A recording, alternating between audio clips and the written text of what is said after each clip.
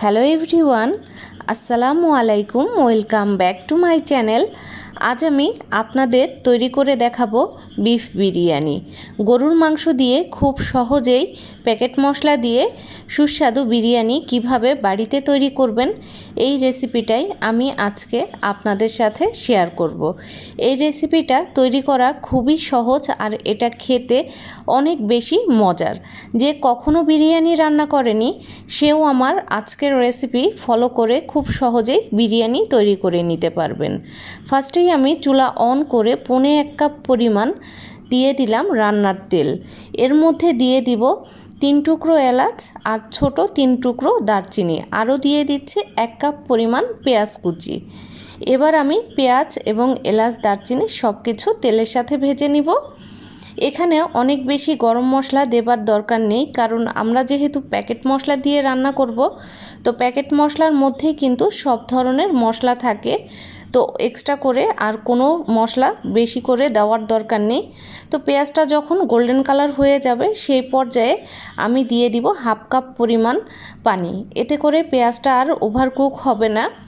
তো পানিটা দিয়ে দিব 1 টেবিল চামচ পরিমাণ রসুন বাটা, 1 টেবিল চামচ পরিমাণ আদা বাটা, 1/2 টেবিল চামচ পরিমাণ জিরা বাটা, 1 টেবিল চামচ পরিমাণ শুকনো মরিচের গুঁড়া, স্বাদ মতো লবণ।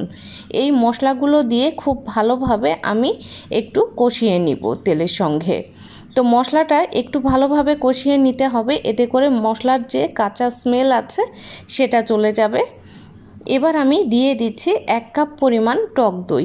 আর এই টক দইটা ফ্রিজে ছিল, তো ডিপ ফ্রিজে থাকার কারণেই টক দইটা কিন্তু এরকম শক্ত মনে হচ্ছে। তো কিছুক্ষণ রান্না করলে কিন্তু টক দইটা গলে যাবে। তো দেখুন টক দইটা কিন্তু মোটামুটি গলে গেছে।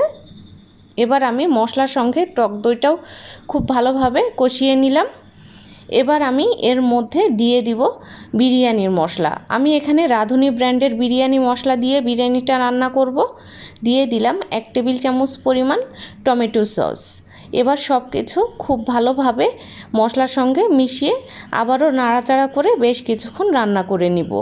তো আপনারা চাইলে যে কোনো ব্র্যান্ডের মশলা দিয়েই কিন্তু রান্না করতে পারেন বিরিয়ানিটা। তো দেখুন মশলাটা খুব ভালোভাবে কষিয়ে নিয়েছে। এবার আমি দিয়ে দিব 1.5 কেজি পরিমাণ গরুর মাংস।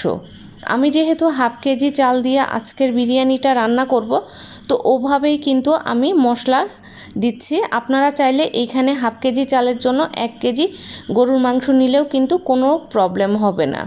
তো আমি 1.5 কেজি দিয়েই আজকে বিরিয়ানিটা রান্না করব। তো মশলাটা কিন্তু খুব ভালোভাবে মাংসের সাথে মিশিয়ে নিতে হবে। আর এই পর্যায়ে কিন্তু চুলাটা মাঝারি হাই হিটে আছে, এতে করে মশলাটাও ভালোভাবে কষানো হয়ে যাবে আর গরুর মাংসটাও কিন্তু সফট হয়ে আসবে। আস্তে আস্তে আমি কিন্তু পানি ছাড়াই মাংসটা রান্না করব। তো ঢেকে দিব 5 মিনিটের জন্য। 5 মিনিট হয়ে গেছে, ঢাকনা খুলছে, আমি আবারও একটু নেড়ে চেড়ে দিব। তো এভাবে একটু সময় নিয়েই কিন্তু গরুর মাংসটা কষিয়ে কষিয়ে রান্না করতে হবে। আপনাদের মাংস যদি সিদ্ধ না হয় তো সেই ক্ষেত্রে আপনারা একটু পানি ইউজ করতে পারেন, তবে আমি যে পদ্ধতিতে দেখাচ্ছি এভাবে রান্না করলে অবশ্যই আপনাদের মাংসটা সিদ্ধ হবে। তো আবারও 5 মিনিটের জন্য ঢেকে দিলাম। দেখুন 5 মিনিট পর মাংস থেকে কিন্তু অনেক পানি বের হয়েছে। যেহেতু আমি টক দই দিয়েছিলাম, টক দইয়ের একটা পানি আছে আর মাংস থেকেও কিন্তু পানি বের হয়। তো এবার আমি চুলাটা একেবারে লো টু মিডিয়াম হিটে করে 20 থেকে 25 মিনিটের মতো ভালোভাবে মাংসটা সিদ্ধ করে নেব। মাংসটা যাতে 80% সিদ্ধ হয় এই জিনিসটা খেয়াল রাখবেন। তো 20 থেকে 25 মিনিটের মতো সিদ্ধ করে নিচ্ছি। ফিরে আসব 20 থেকে 25 মিনিট পর। তো 20 থেকে 25 মিনিট হয়ে গেছে, এবার আমি ঢাকনা খুলে নিচ্ছি। দেখুন মাংসটা কিন্তু অনেকটাই সফট হয়ে গেছে। এবার দিয়ে দিব কাঁচামরিচ, আরও দিয়ে দিব 2টি আলু বখারা। এবার আমি দিয়ে দিচ্ছি 1 টেবিল চামচ পরিমাণ চিনি। এই চিনিটা দিলে বিরিয়ানিতে যে স্বাদটা ব্যালেন্স করতে হয় ওই ব্যালেন্স করতেই সাহায্য করবে। অবশ্যই আপনারা এই উপকরণগুলো দিয়েই বিরিয়ানিটা রান্না করবেন। আমি যেভাবে আপনাদেরকে দেখাচ্ছি এইভাবে যদি একবার বিরিয়ানি রান্না করেন তাহলে কিন্তু বারবারই এভাবে রান্না করে খেতে ইচ্ছে করবে। অবশ্যই স্টেপ বাই স্টেপ ফলো করেই কিন্তু বিরিয়ানিটা রান্না করবেন।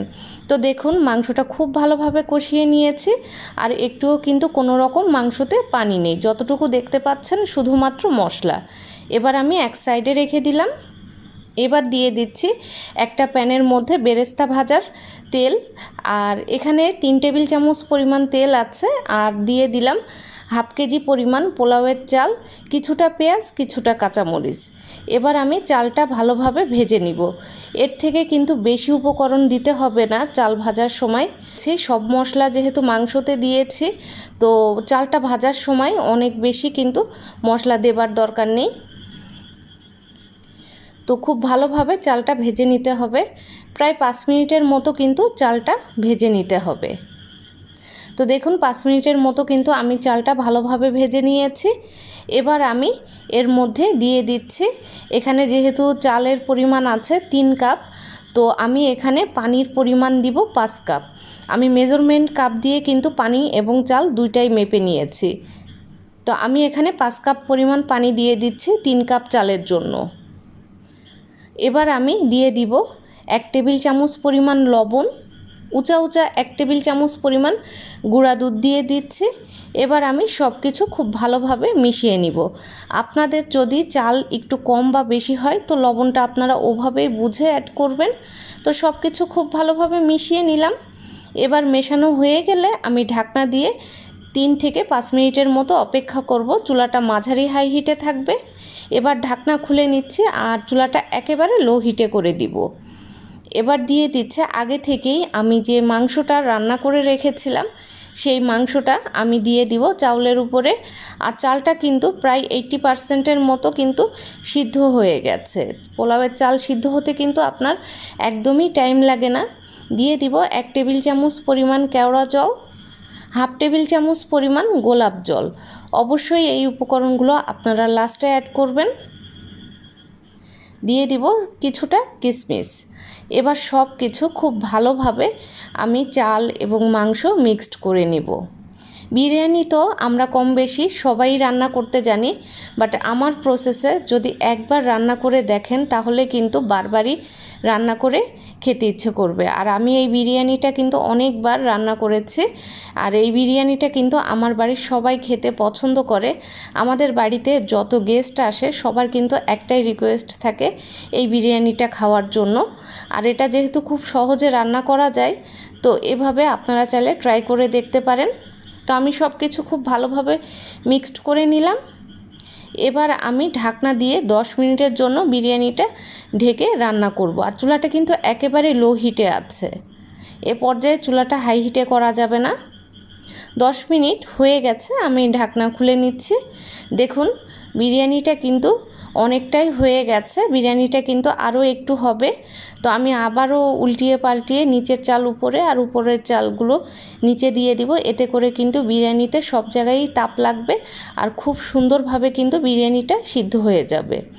আপনারা যখন বিরিয়ানি রান্না করবেন অবশ্যই বড় পাত্রে এবং একটু খোলামেলা পাত্রে রান্না করার ট্রাই করবেন, যাতে করে বিরিয়ানিটা খুব সুন্দরভাবে ঝরঝরে হয়।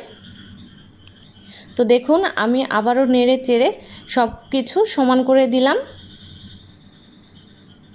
এবার আমি লাস্টে আরও 2টি উপকরণ অ্যাড করব। এই 2টি উপকরণ অ্যাড করলে কিন্তু বিরিয়ানিতে যে শাহি একটা ফ্লেভার আসে সেটা কিন্তু আপনারা বাড়িতে বসেই পাবেন। তো আমি এবার এর মধ্যে দিয়ে দিব 2 টেবিল চামচ পরিমাণ ঘি, আর হাফ কাপ পেঁয়াজ আমি বেরেস্তা করে রেখেছিলাম, সেই পেঁয়াজটা আমি দিয়ে দিচ্ছি। তো ফার্স্টে দিয়ে দিব 2 টেবিল চামচ পরিমাণ ঘি। অবশ্যই বিরিয়ানিতে ঘি ইউজ করবেন, এতে করে বিরিয়ানিটা খেতে কিন্তু বেশি ভালো হবে, একটা শাহি ফ্লেভার আসবে খাওয়ার সময়। তো এবার আমি দিয়ে দিলাম হাফ কাপ পেঁয়াজ বেরেস্তা। হাফ কাপ পেঁয়াজ বেরেস্তা দিয়ে আমি ঢাকনা দিয়ে 15 মিনিটের জন্য রান্না করে নিব। আর ঢাকনার উপরে অবশ্যই ভারী একটা কিছু দিবেন, যাতে করে ভাপটা বাহিরে বের না হতে পারে। তো আমি 15 মিনিট পর ফিরে আসব। 15 মিনিট হয়ে গেছে, আমি ঢাকনাটা খুলে নিচ্ছি। দেখুন আমার বিরিয়ানির ফাইনাল লুক। এই পর্যায়ে এত সুন্দর একটা স্মেল বের হচ্ছে, পুরো বাড়িতে কিন্তু বিরিয়ানির সুঘ্রাণে ভরে গেছে। আর আমার বাড়ির লোকজন কিন্তু অলরেডি খাওয়ার জন্য রেডি হয়ে আছে। তো আমি ভিডিওটি শেষ করেই কিন্তু সবাইকে খেতে দিয়ে দিব। দেখতেই পাচ্ছেন বিরিয়ানিটা কতটা ঝরঝরে আর পারফেক্ট হয়েছে। আশা করব আমার আজকের এই রেসিপিটা আপনাদের সবার কাছে ভালো লেগেছে, আপনারাও ট্রাই করবেন। আমি সার্ভ করে আপনাদের সাথে শেয়ার করছি বিরিয়ানিটা কেমন হলো। বিরিয়ানিটা দেখেই বুঝতে পারছেন কেমন হলো। আশা করব এই রেসিপিটি আপনাদের ভালো লেগেছে।